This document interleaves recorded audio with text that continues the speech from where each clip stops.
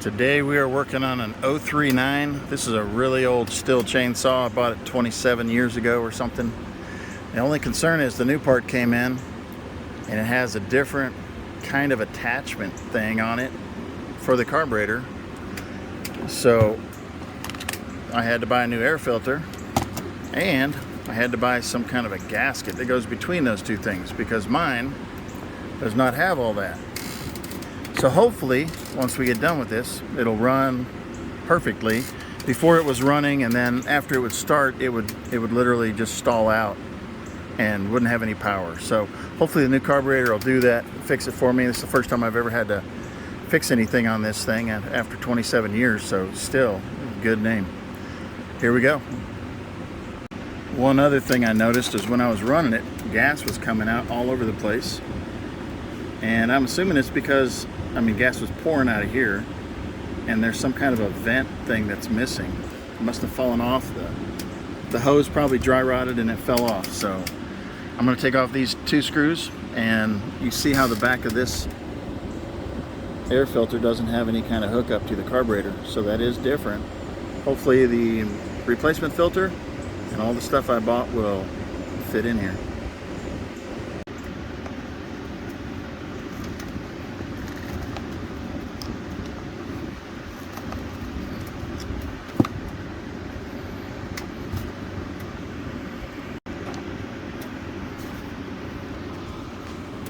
Take these nuts off here.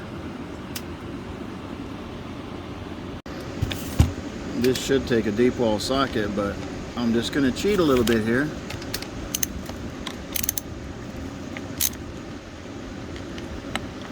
Just don't click in the socket.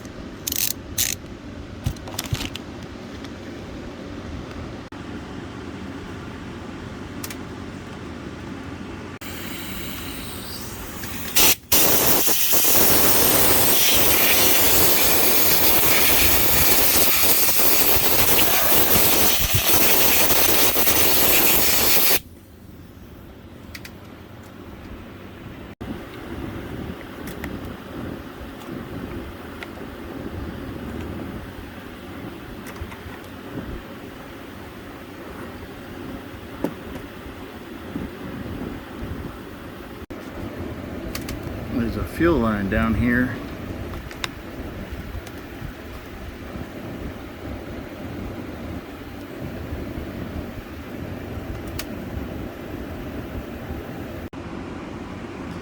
Torque's 27.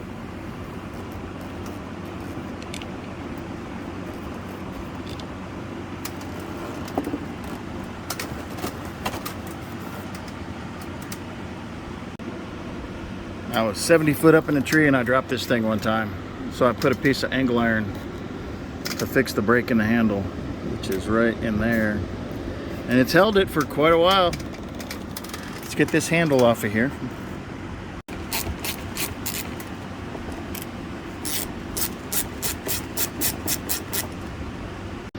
Of course, unless you dropped yours out of a tree and you fixed it the same way I did, this is just an extra step.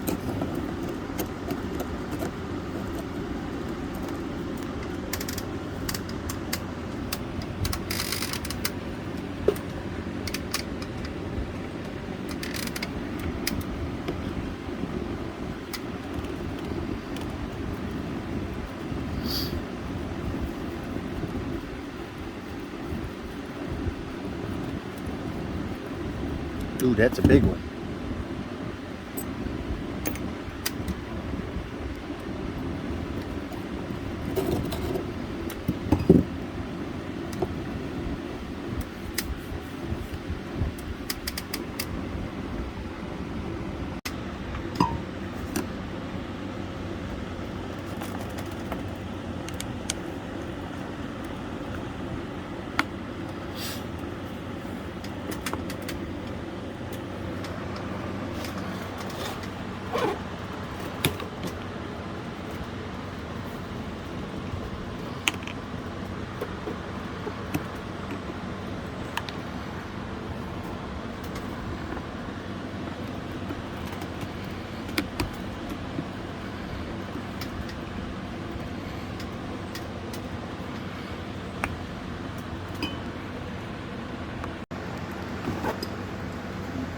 Still a Torx 27.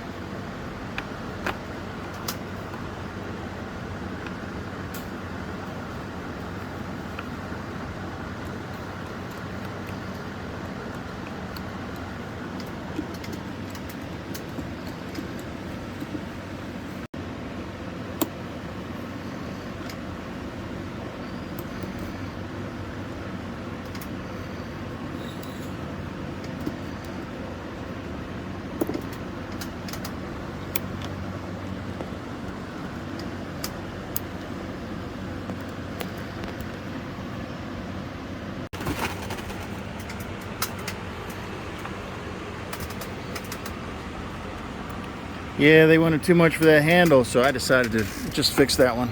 It worked.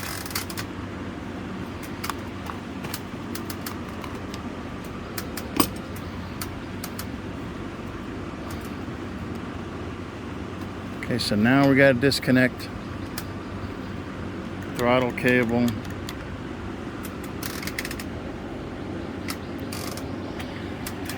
Looks like this is pinched under here. So this probably has a click that comes out.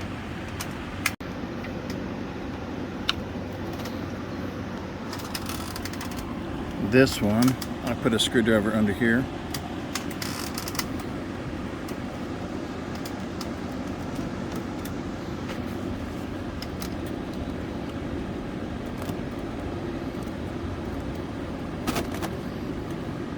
Man.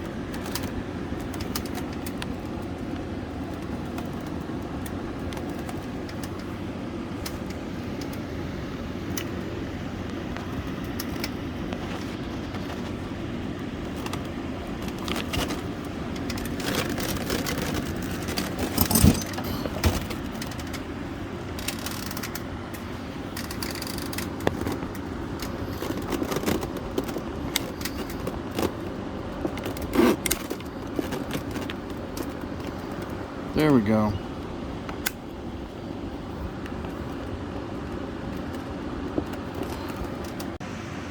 Yeah, that blade was causing too much counterweight. Went ahead and took it off. Thought I could do it without taking it off.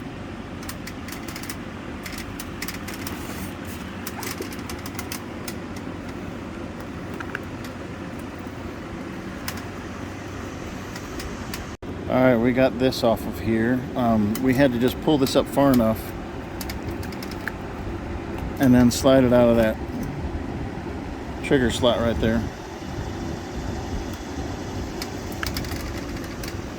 Now we can disconnect it from the carburetor.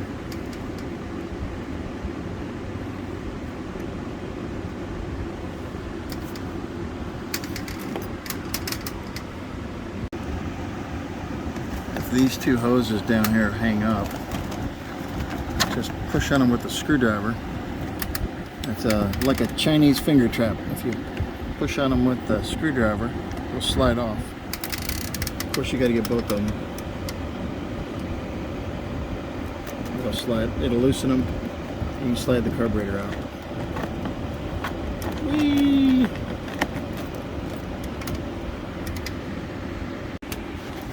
Now I took this apart so I could show you this crazy baffle in here. They got like a bellow. If that bellow breaks or gets a hole in it, you're going to get air in there. So you want to check that bellow. That's why we had to take the handle, the roll bar and everything off. So if that's broken, yeah, you're not going to be running your machine. So it's good to see that that's all intact.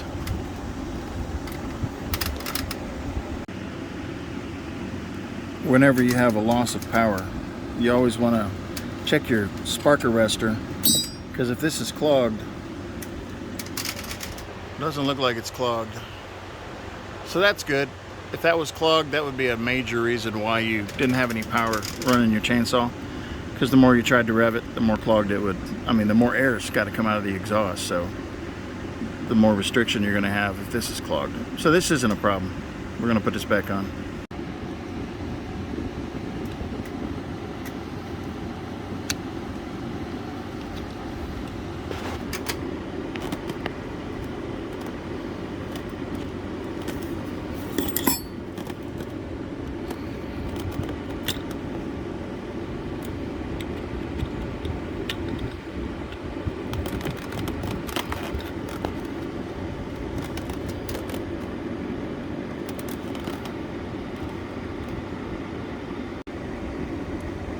Push that in there.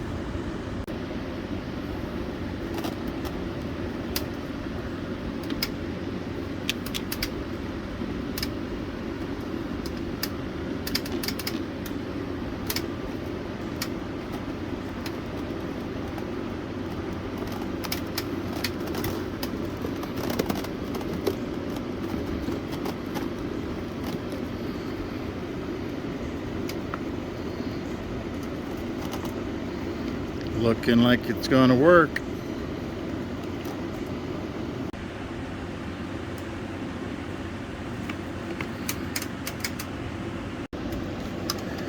For this vent, there's a place up here that the hose gets pushed into.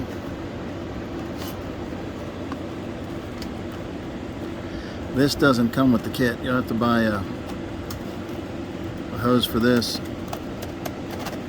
2 inches, basically.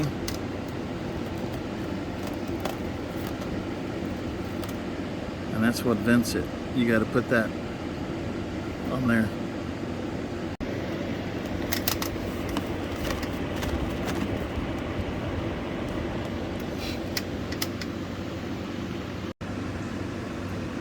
Slid the handle back on.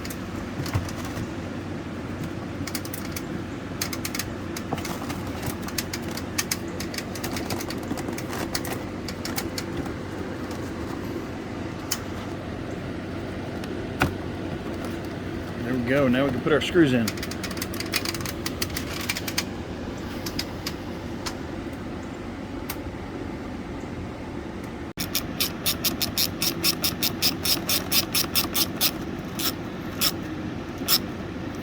Remember, you're screwing into plastic.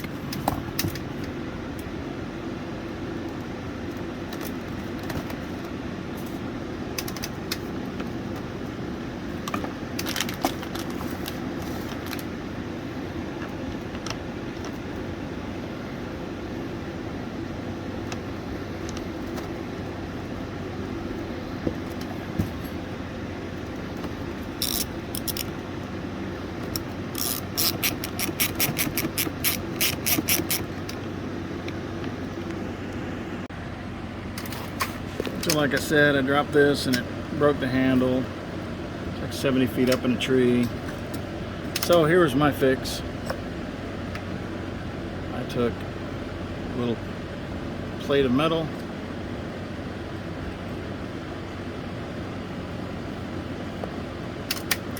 set this with a screw, and then clamped it on both sides, and it's been working for years. Who needs a stinking really expensive new handle? Then of course, to keep this screw from backing out, I put one of the clamp on this side over it, and just tighten those up.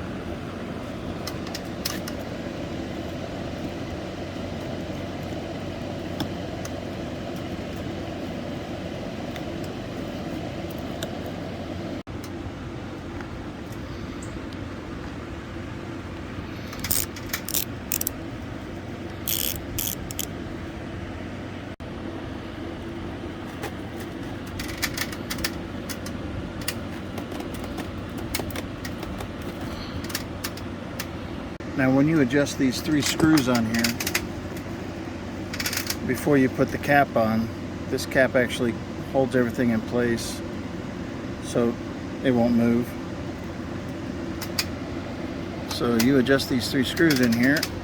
Normally what you want to do to start is you want to take and turn the top 2 screws, the high and the low, all the way in, but don't crank on them. Just turn them in until they stop, and then turn them out 1 full turn. That's what this says, 1 full turn. And the low idle, the bottom screw, the one by itself down there, that one, actually brings up the accelerator. So what it does, if you screw it in, the farther you screw it in, it'll be like pulling your finger on the trigger very little. So you want to set that one to the low idle so that it idles low enough. If it's idling too low, you need to screw that in. In other words, if it's dying on you, screw that in and it'll raise that idle. And then on the fast idle, the high one, which is the top one on the left, you want to start the saw and you want to rev it up as high as you can, and you want to adjust that screw till it slows down till you get the best idle, and then turn it in like 1/4 of a turn. I'm pretty sure this is how this goes. When I took it apart, somebody put it on upside down, I believe. They put this part down so the air breather couldn't breathe the warm air, you know, from the engine and cool the engine. So I don't know. It wasn't overheating though. Let's give it a try.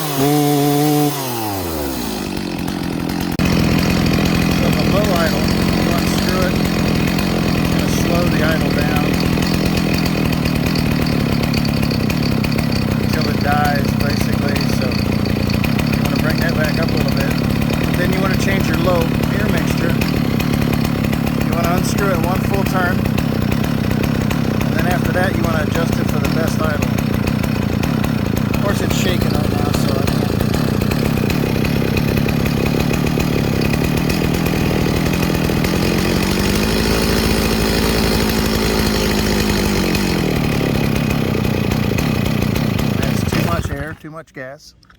Just want to show you what it would do.